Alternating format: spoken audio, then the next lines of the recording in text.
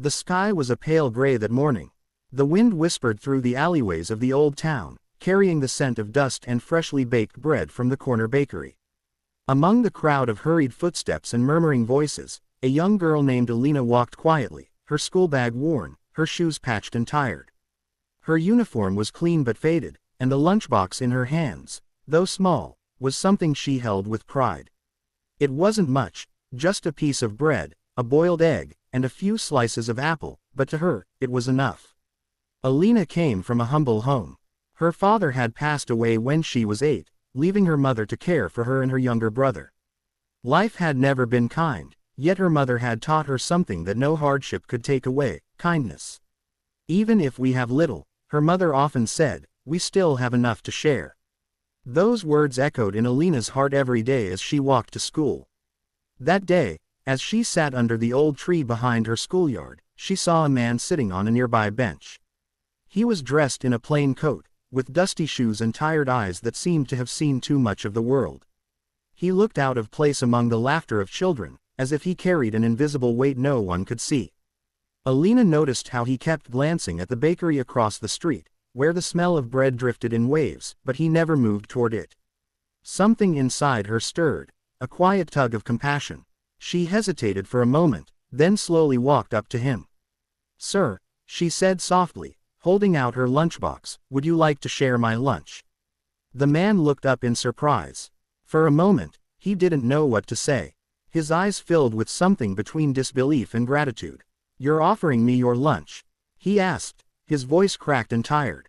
Alina nodded. "It's not much, but it's enough for two." He smiled faintly, a tear forming in the corner of his eye.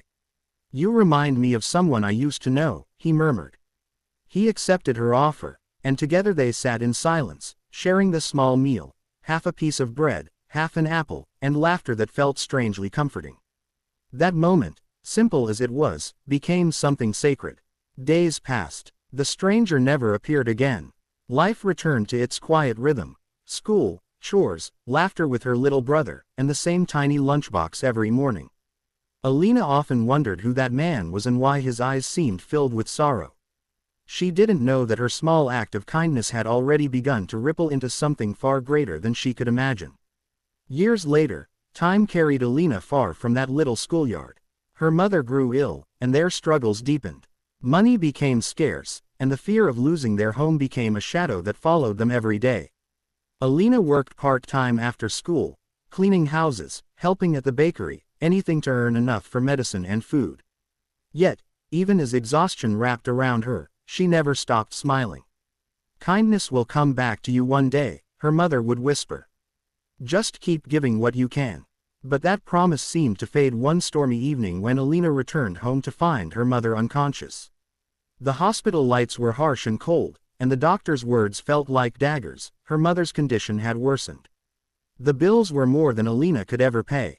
She sat in the corridor that night, holding her mother's trembling hand, her tears falling like rain on the cold floor. She whispered, "God, if you're listening, please, just a little help." The next morning, a nurse entered her mother's room with a curious smile. "Miss," she said, "your mother's medical bills have been paid in full."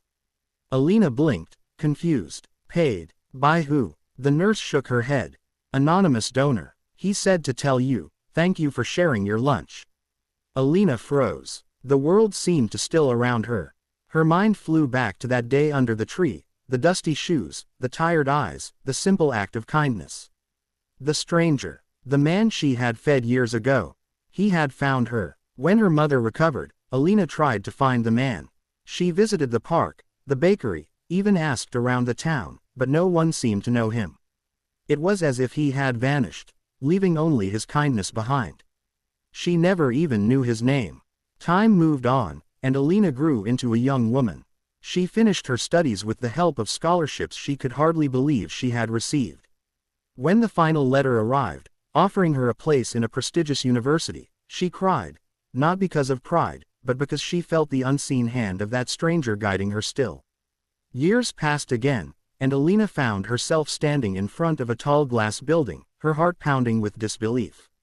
Her name was printed on the door, Alina Foundation for Hope. She had built it with her savings, with donations from those who believed in her cause, to feed children who went hungry to school, to provide scholarships for those who dreamed big despite their struggles. Every child who came to her foundation reminded her of her own past, of the small girl who once shared her lunch without expecting anything in return. But destiny had one more surprise waiting.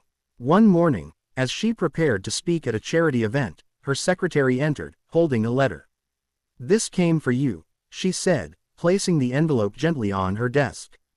It was old, sealed with wax, and written in handwriting that seemed both elegant and familiar.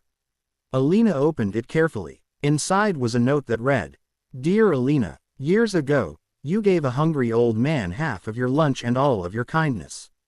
I was that man. At that time, I had lost everything, my business, my family, my hope. I had come to your town, ready to give up on life. But your small act reminded me that goodness still exists in this world. You didn't just share your food that day, you shared faith. That faith helped me start again. I rebuilt my company, and every success I had after that began with your kindness. You didn't know it then, but you saved a man's soul that day. I have watched your journey quietly, with pride. You have become the very hope you once gave me. Never stop sharing your light. With endless gratitude, Thomas Gray." The name struck her heart like a bell. Thomas Gray, the billionaire philanthropist whose foundation had funded her scholarships, who had anonymously paid her mother's bills, who had built orphanages and schools across the country. Tears blurred her vision as she read the final line at the bottom of the page. "You shared your lunch with a stranger. Now I share my fortune with the world, because of you." She pressed the letter to her chest, her heart trembling. The audience was waiting outside, but for a moment, she just stood there, letting the flood of emotion wash over her. When she finally stepped on stage, the crowd fell silent. Her voice shook as she began to speak. "I once believed I had nothing to give. As a little girl, I thought kindness was small, something fragile, something unnoticed. But I learned that one small act, one gentle gesture, can change the course of a life. I shared my lunch with a stranger. And in return, he shared hope with the world. We never know who we're helping when we choose to be kind. Sometimes, the people we help become the very hands that lift us when we fall.